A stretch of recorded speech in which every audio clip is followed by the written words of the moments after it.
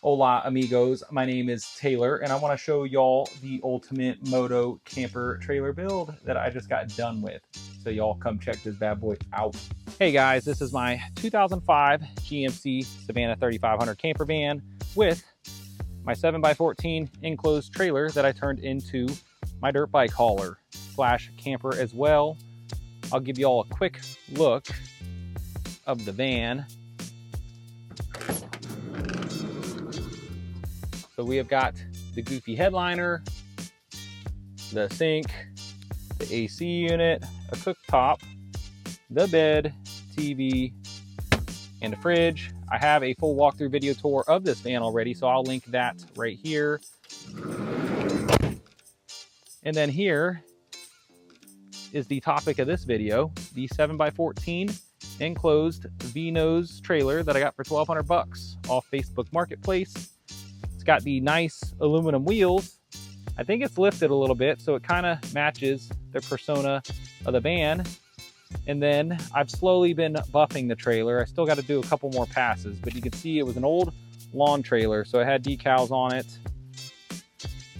I have not done much buffing work on the gate, so you can see it's pretty faded out.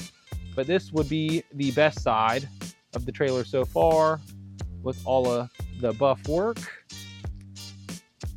And let me tell you, this is a perfect size trailer for my van to pull. It pulls it pretty effortlessly. Still get pretty good gas mileage. Now I did want to buy one with a ramp door because it's a lot easier to load and unload dirt bikes.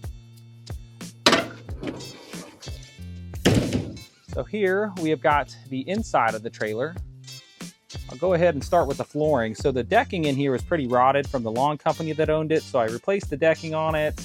And then I went and bought some of this puzzle piece. You can see the little seam right there. The puzzle piece gym flooring. It's about a 1/4 inch thick. I have then got some D-rings bolted through the floor right there so you can strap dirt bikes down by their foot pegs. Now this is the original wood siding that came with the trailer. I have since pulled all the wood siding off. I sanded it down. I repainted it, and there's actually 1 inch of foam board behind these walls, so it's very insulated. Now the ceiling also has 1 inch of foam board up underneath it. I wanted to get a cabin feel in here, so I put in the 1/4 inch tongue and groove cedar plank. So to keep that cabin outdoorsy look, I did put some turf in here. What's nice about the turf is obviously it breaks up the color a little bit, makes the trailer look sick, but then it also hides all my wiring that I've got ran for my puck lights and then my rooftop fan as well. So over here, we have got the switch for the puck lights on off, and then your dimmer, bam, and then the dimmer on it. And then we have also got a rooftop fan with its own remote that is powered by the 12-volt battery. You just press a button and it opens up, and then it turns on. So it does have an exhaust mode and an intake mode. Perfect for keeping this trailer cool on those summer days. Now up front, we have got the power bank in this trailer. It is a UD Power S2400. So this is, I believe, a 2084 watt power system. I got it for 400 bucks off of Marketplace. And then I've got all my 12 volts right here. So that 12 volt, all my fans and my lights and stuff are connected to that. And then I've got a little extension cord that I built that then plugs into a cigarette lighter on this power station. Now this power station is pretty sick because it already has everything built into it. So you got your 12 volt power, all your USB-C ports and USB-C or USB ports. You've also got an inverter already built into it. Now I was originally gonna build my own power system in this trailer, but when I started pricing things out, I was gonna have like 800 bucks by the time I got a battery, an inverter, a charger that could charge the lithium batteries. I had to get some USB outlets, and the list would have just added on. So I ended up going on Marketplace, found that bad boy for 400 bucks. It also came with some solar panels. So I can charge these bad boys when the sun is out, and I do not need a generator to charge it. But you can plug that thing into another cigarette lighter and charge it in your van while you're driving down the road, or you can plug it into a wall outlet as well, and it'll charge it while you're sitting at your house. So I did build this little pedestal up here, obviously, to hold that battery bank in place. Another thing that's nice about having a portable power bank is that you can take that thing out whenever you would like. For instance, me and my girlfriend go camping all the time, and we don't always have the trailer with us. So if I had a permanent power system in this trailer, I wouldn't have been able to bring it with me if I was going camping. So that's what's nice about this, is that if I want some extra power while I'm just camping and I might not have my trailer with me, this just pulls right out, and then I can throw it in my van, and bam, we've got extra power, baby. So next up, I want to talk about my AC system. So it does have a window unit in it, and typically when people put window units in cargo trailers, they just stick it out the front of it, and it looks absolutely ridiculous. Well, that is why I built this upper cabinet, because this AC unit now sits inside of the trailer. It's not sticking out looking doo-doo. I had to build some ductwork to make it work. So on the other side of this is the intake for the AC unit. And then this is the ductwork for the exhaust. Let me go outside and I will show you where the intake and exhaust ports are. So up front, we just have some 5-inch marine hatches that are actually in the back of my van. So these just screw on when you're going down the road, and then you unscrew them when you want the AC to run. I have got a 12-volt fan in there to help blow the exhaust air out, and then another 12-volt fan to help bring intake air into the AC unit. Now, when you have a window unit sitting inside of a trailer, you do need to build a drip pan. So I've got this drip pan right here. All the water then drips down from this hose up there into this jug of Rotella tea that is empty, because I have not finished routing that drain line outside. Now, with that being in that drain pan, I do have the AC slightly tilted up, so it blows air up. You know, I need that water to drain to the back of this pan, which is why it's tilted. So I built this little diverter for the AC to help blow the air down, because it was blowing it straight up towards the ceiling. I just built that diverter out of some license plates that I had on my license plate wall that I built in here.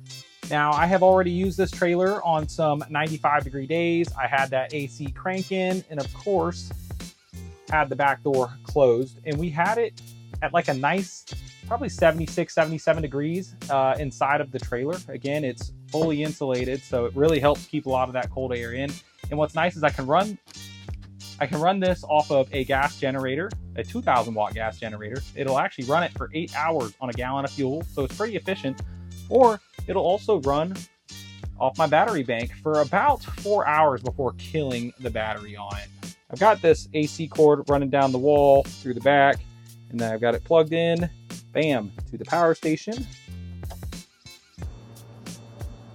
Now I've got cold air. That boy's blowing, baby. So, in the front of the trailer, obviously, I have this cabinet built for the AC. Now, when I built it, there's still some extra space over here. So I've got bam, storage space, bam, storage space. And then I had a gap up here too. So we've got more storage space for towels, blankets, really anything that can fit up in that little spot up front. I also built this cabinet right here because the original plan was to have a little workshop where if you had to work on your bikes while you're in the trailer, you had a place to work on your bikes. Well, you only got about 14 inches of clearance because that AC takes up so much room, and I kind of built that a little high. So we scratched that. We just ended up keeping it for a little station to have my power station up there, and then you can throw your phones, hats, clothes up there while you're riding. We've also got this little curtain with some more storage space below. And then, as mentioned earlier, I have got my license plate wall. Now, this trailer does have 2 fold-down bed / couches in it. They're pretty sweet because they take up almost no room when they're folded up. So you can actually fit 4 dirt bikes in here with all the D-rings right there. So now this right here, it's just ratchet strapped up. So you just, bam, you undo it. You gotta put these legs out.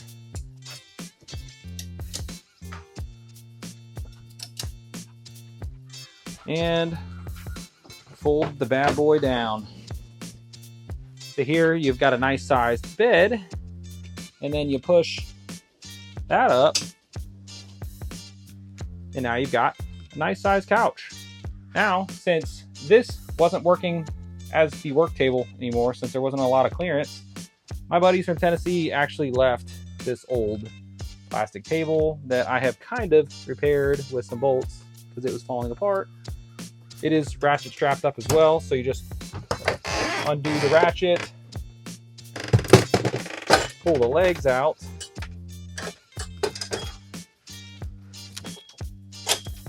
and then it just folds down like a normal table. So we've got some door hinges up there, and that's what helps it stay up, and it's nice and out of the way. And it's a perfect little work table if you ever have to work on some bikes. Now, of course, I had to have some funny artwork in here. So my buddy gave me this sign. I had to put my beautiful girlfriend's face on there. Love you, babe. And we've got some old Trans World Motocross magazine covers that I had laminated for some cool artwork. I have got some of my trophies from when I used to race and plaques. We got the sticker wall, and then some more moto memorabilia. So I used to race pro motocross, so I've got my licenses up there. I got Minio's poster from when I raced one year. I was staff at Minio's one year, helped some buddies at Supercross, and then we have got the famous Mike Brown pro licenses up there as well. So if y'all have any other questions for me on this trailer build, just feel free to leave your questions in the comments below. I appreciate y'all watching this video. Thanks. Bye.